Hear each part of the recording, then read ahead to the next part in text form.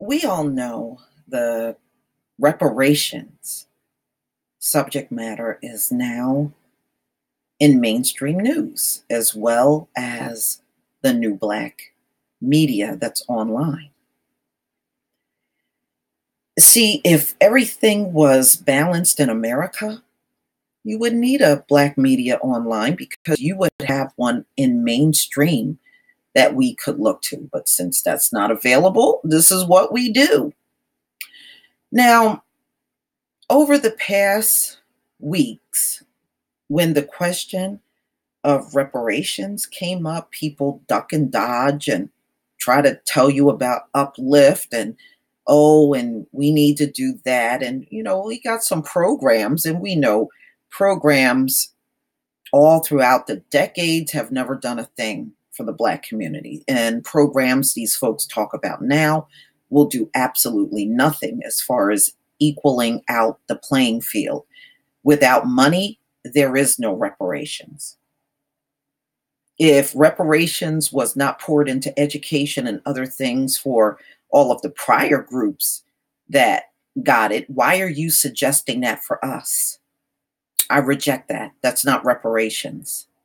Okay, the next time when Jews are going to get their next reparations, tell them to put it all in education. Get out of here with that mess. This came out in the week, March 12th, 2019. Fear the reparations backlash. Now, some people are talking about how Bernie Sanders have rejected our request for reparations. He's made up every excuse.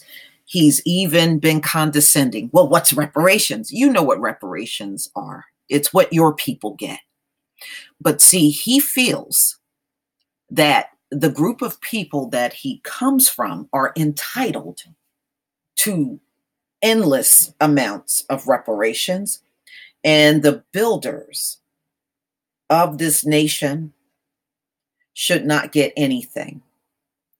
So the way I see it, the Bernie Sanders issue is an easy one. He denies us reparations. We deny him the vote. Moving on. We shouldn't be wasting any more time listening to this man. We know where he stands. It's time to move on. Get Bernie Sanders out of the headlines as far as Black media is concerned. Push him to the side and keep it moving. Easy. Democrats running for president in 2020 have already endorsed a long list of ambiguous, controversial policies: the Green New Deal, Medicare for all, free college, the breakup of tech companies, and more. But one proposal belongs in a different category because it would seek to address the gravest injustice in American history. I'm talking about reparations for African American descendants of slaves. The idea of compensating Americans whose ancestors were brought to the New World by force and held in bondage for as long as 250 years has been debated numerous times in American history. The most recent case for reparations came in 2014 in the form of a powerful deep report essay in The Atlantic. Okay, yeah, so we know this has been debated forever, y'all. I mean, 150 years of they've been talking about reparations literally since our people left the plantation. So it's actually been longer than 150 years. So the bottom line is we've been met with the same answer over and over from the people that technically owe us. Oh, y'all not getting reparations. Oh, y'all not getting anything. And that's fine. But you won't get no vote. And you liberals that are sitting on the sidelines saying no, screw you. You will no longer get a helping hand from the Black community. We're not going to be your sacrificial lamb and just go along to get along. Those days are gone. The awakening is real. You better get with the program. So now Democratic presidential hopefuls aiming to stand out from the crowd have begun championing the cause. Senators Elizabeth Warren and Kamala Harris, which we should rule out because they keep talking at everybody BS.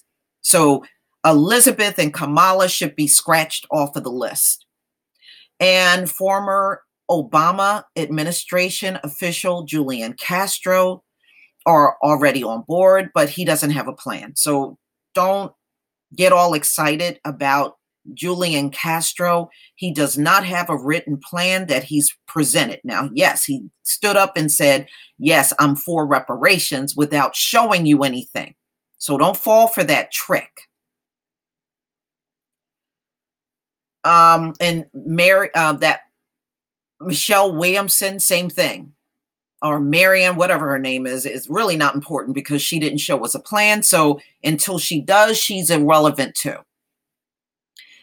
The fact that David Brooks, moderately conservative New York Times columnist, who has taken recent swipes at both the Green New Deal and Medicare for All, has now endorsed the policy as well is a sign of just how mainstream it has become.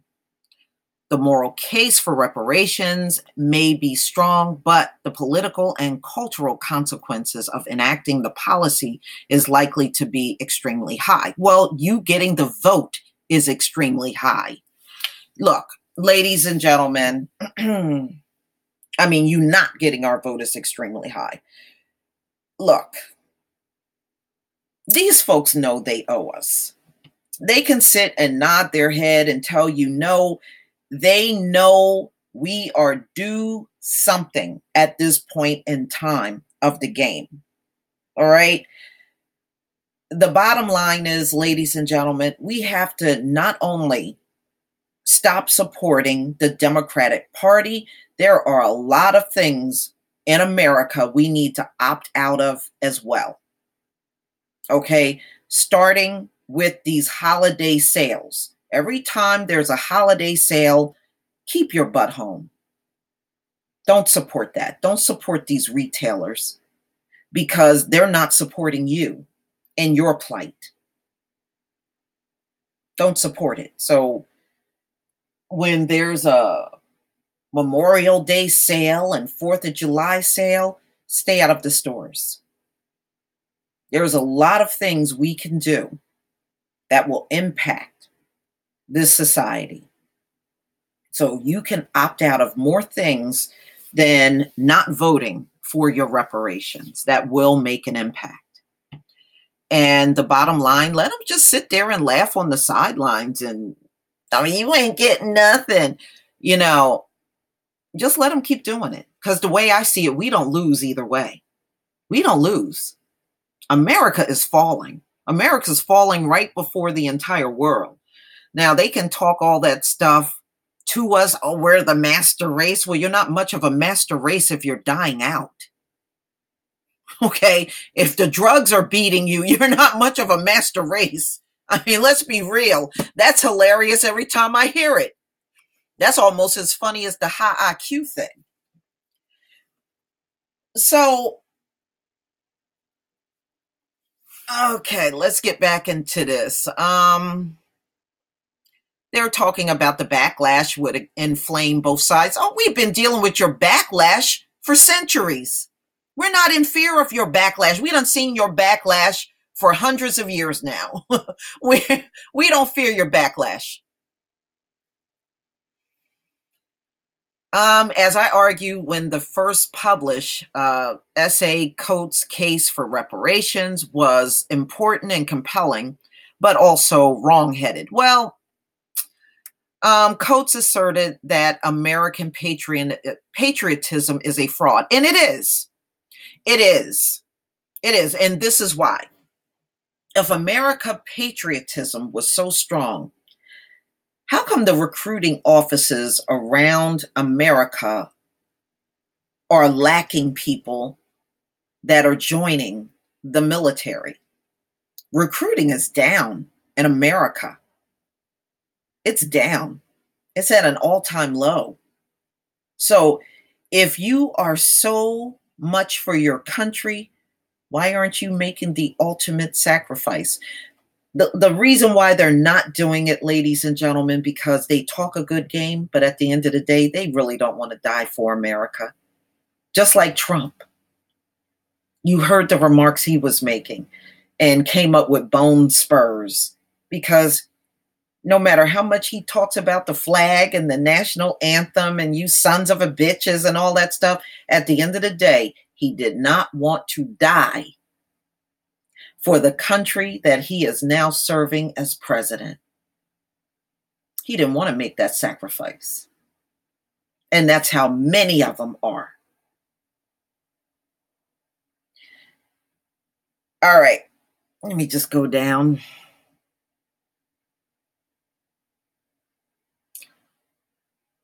All right, so what he's saying is, in theory, everything might sound good, but it isn't at all the way it's likely to work in practice. And that's fine. The bottom line is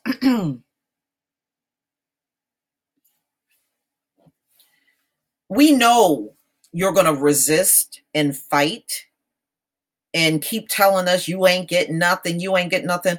But just understand, this fight ain't going away. When 2020 gets here, you're going to still be hearing about reparations.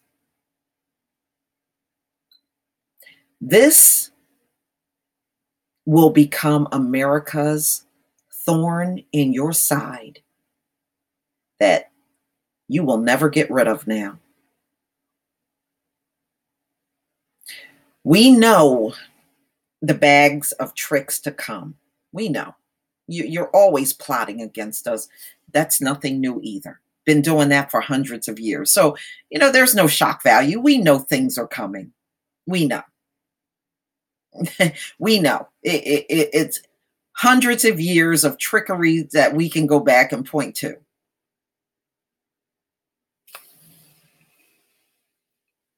Okay. Obama in the White House, we probably got less during those years than any other year. Obama never did anything about the police killings.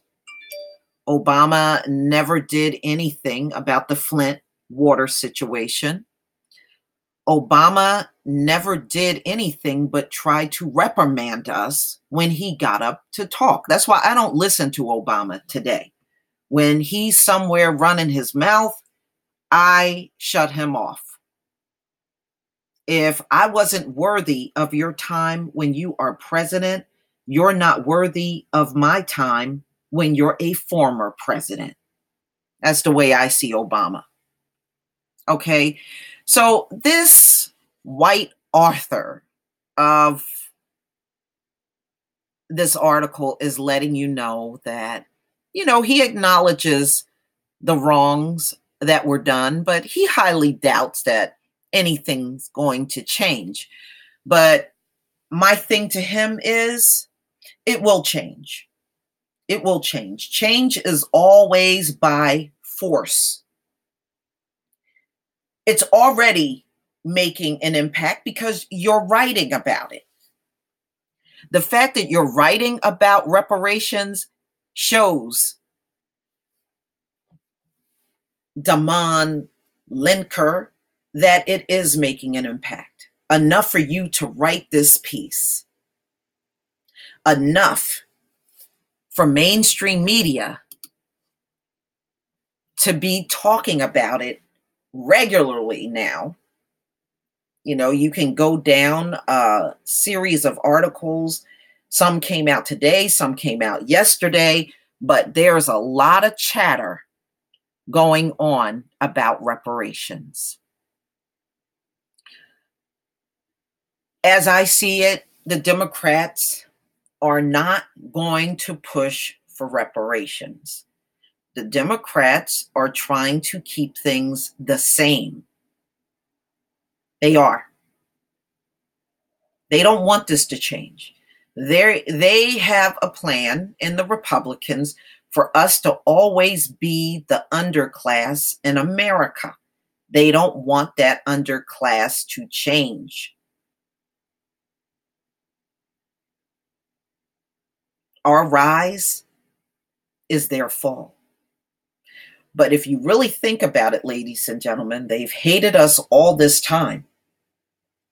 You would think a people that hate us would be more than happy to give the reparations to get rid of us. But you see, they're trying to hang on to us. They're trying to hang on to us, y'all.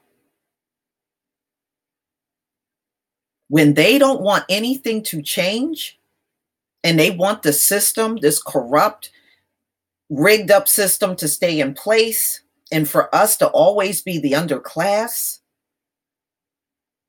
they don't want to let us go.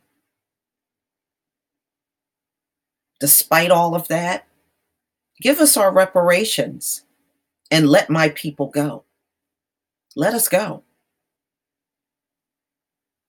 If we got low IQs and we're stupid and we're lazy, we're this, we're criminals, then let us go. Let us go. But see, letting us go will not come free of charge. So the sooner you come to the table with reparations, the sooner we can be out of your hair. There's a lot of people that want to start their own businesses, have their own land, leave the country, set up house somewhere else, but will certainly be out of your hair. You will get your wish. You would think you'd pounce on that. After all of the hateful things that have been said to us for centuries, you would pounce on it to get rid of us. But look, ladies and gentlemen, they don't want to let us go. They want to cling on to us and keep us at the bottom. Now, many of them will try to come and say, that ain't it, that ain't it. That's exactly it, ladies and gentlemen. Just disregard all of their psychobabble. If America really wanted to let us go, they could have sent us away centuries ago. But here they are, still clinging on to the economic benefits and gains they get from us spending in the economy. We're the most copied group on the face of the earth. A lot of great ideas come out of the Black community. A lot of trends come out of there, out of our community. Sports and entertainment, which are big industries that pour tons of money into America. Our $1.2 trillion being spent every year in their economy. But if you really, truly want us gone, give us the reparations. We'll leave you all alone. You'll be left alone. You will get your wish. Just do it. Please leave your comment and subscribe. Don't forget to hit on the notification bell, and I'll see you on the next video. Peace, family.